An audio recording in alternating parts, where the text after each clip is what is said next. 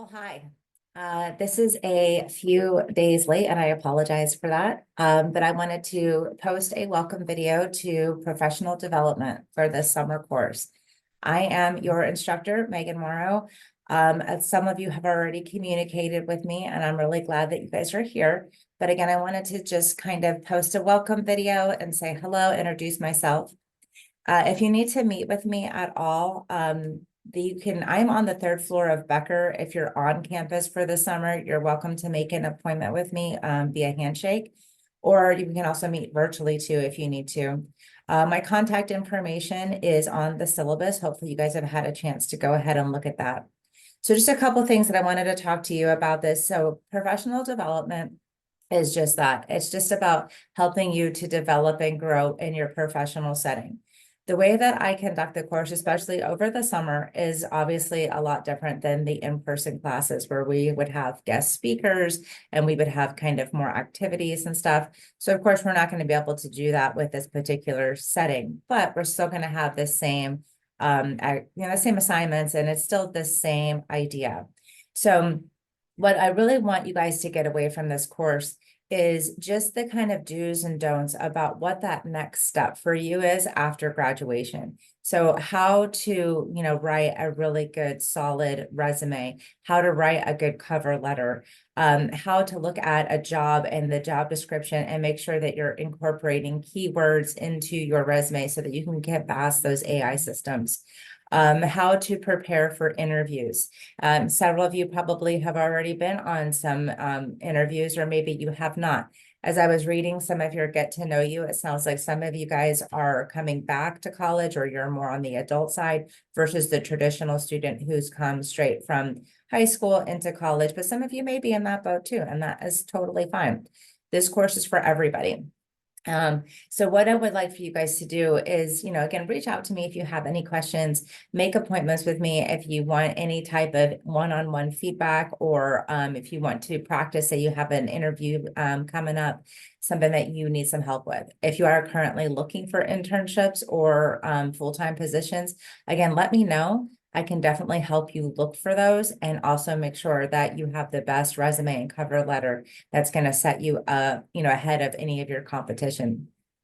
So I'm just looking at the syllabus here and just kind of wanted to go over again the things that we're going to be doing. It's just so much different on the online setting than in the in-person setting, but I want you to be able to know what all of the resources are that are available to you. So if you do not have a handshake account yet, that was one of your first assignments, was to make sure that you create a handshake account. We post a lot of our positions on there, and anytime we partner with a new employer, for example, I just met with Allen and Company earlier this week. Actually, my days are running together just because of the summer. Excuse me. And they have, whenever we meet with someone new, we always encourage them to make a handshake account and to post their positions on handshake as well. That way you guys can see them too. But anytime anything comes across my desk, I will always post them. I do post a lot of announcements. So just always be on the lookout for that. If you have any questions, typically it's going to be something in announcements. So the one thing that is a little bit different that we're going to do with the online version versus the in-person version is that you will not be required to attend the 2 career-related events, which is what I have the students do when we're in the in-person setting. But also going back to some of the assignments is LinkedIn is super important. Make sure that you are building and growing your LinkedIn profile. And I saw some of you already submitted that assignment as well, where you need to make a connection with me, and you have to use my full name to find me. So it's Megan Watson-Morrow. And then you also need to connect with our dean, Michael Weber. So the dean of the school and me as well. And you just take a screenshot of those connections and send that in as part of your assignment for that. Quincia is another resource that you guys can use. It should be on your single sign-on.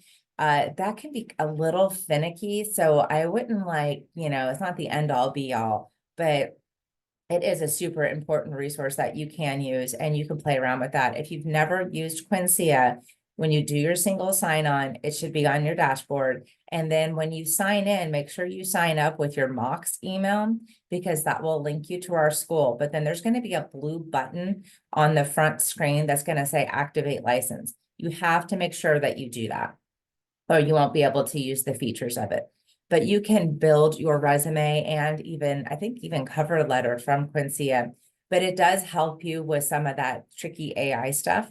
It'll give you feedback on things that maybe you need to update, or it might say like you're missing this field or you need this. But again, sometimes it'll say weird things. Like I personally do not care for a professional summary. And sometimes if you don't have one or an objective or something like that, it might like dock you points. But again, I just really wouldn't, it's a resource. So please use it as that. But it'll also allow you to do mock interviews. So after you upload your resume, you can also schedule a mock interview on Quincia so that you can practice some interview questions. So that's another good resource.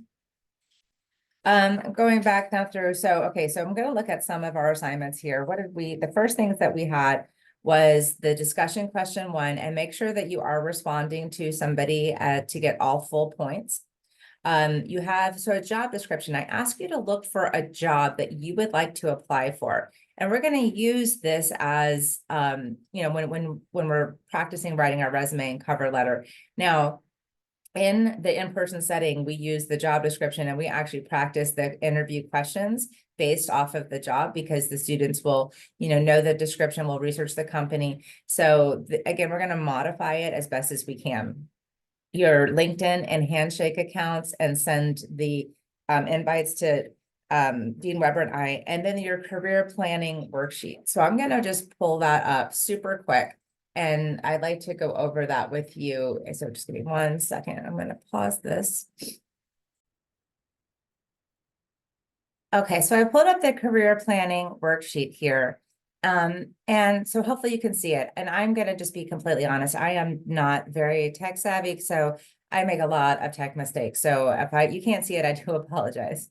But so in the me circle, that is where I want you to list 10 skills or attributes of yourself, something that is positive. 10 things. So maybe you are organized. Maybe you have problem-solving skills. Maybe you have great customer service skills, good communication skills. It doesn't matter. I want you to fill the me bubble with 10 skills or attributes about yourself. This is going to help you in one of the activities that we have coming up. I want to say it is next week. So the 24th, and that is going to be when you talk about telling your story. So anything that you can think of that that you possess and that you feel strong about. Your education, you can just put Florida Southern. It does not have to be full, complete sentences or anything like that. What is your degree? When is your graduation date? What's your GPA? Again, this is going to help us build your resume. Now, you might already have a resume, and that's fantastic. But for the purposes of this course, I'm going to need you to act like you don't have one, just so that we can plan for it. And again, you don't have to rewrite it, but maybe you'll tweak it. Now, work experience. What jobs have you had? Now, you don't have to go into detail about what your duties are, because that's going to come when you do your resume. But this is a good way to plan and say, okay, I worked at Florida Southern from this date to this date. I worked at, McKeel this date to this date. I worked at Lake Region from this date to this date. It just helps you get organized. And then here are your goals. So we want to know, what are your now goals? So I would come up with 2 to maybe 3 now goals, and then maybe 2 to 5 year goals, and then 1 to 2 over 5 year goals. So for example, say you're in the accounting, program. So your now goal is to graduate, with whatever, GPA you want, or, graduate with your bachelor's in accounting or master's in accounting. 2 to 5 years, where do you want to work? Do you want to work in public or private? Do you want to do tax or audit? Do you want to get your CPA license? And then over 5, maybe you want to be a managing partner at one of the big 4. So that would just be an example.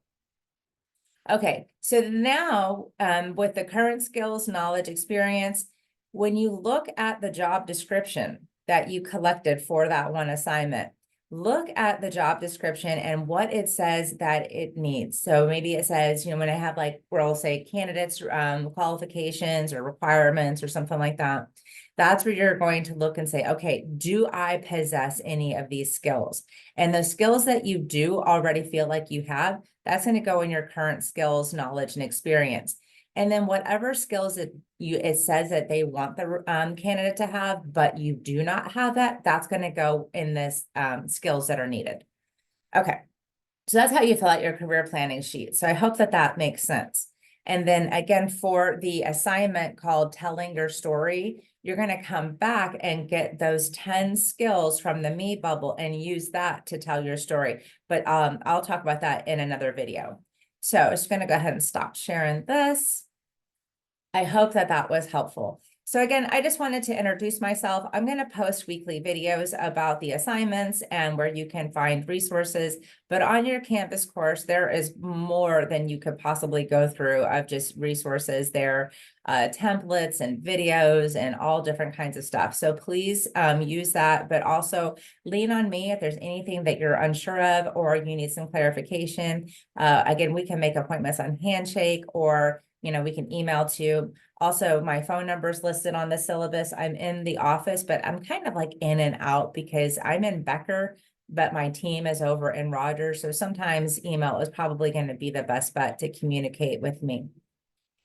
Well, again, welcome to the course. I'm glad that you're here. This time is going to go by so fast. So, don't get behind on anything. And the way that I grade is just for completion. So don't stress about that. As long as you do hit all the requirements on the assignment, this should really be like a very, I would like to think of it as, just a comfortable course. So I don't want you guys to stress too much about it. But if you have any questions, just let me know. And I will leave everything open. I do have due dates to keep you organized, but please don't stress about that either. Just as long as we get it in before the end of the course, we'll be fine. If you have any questions, please let me know. And again, welcome to the course.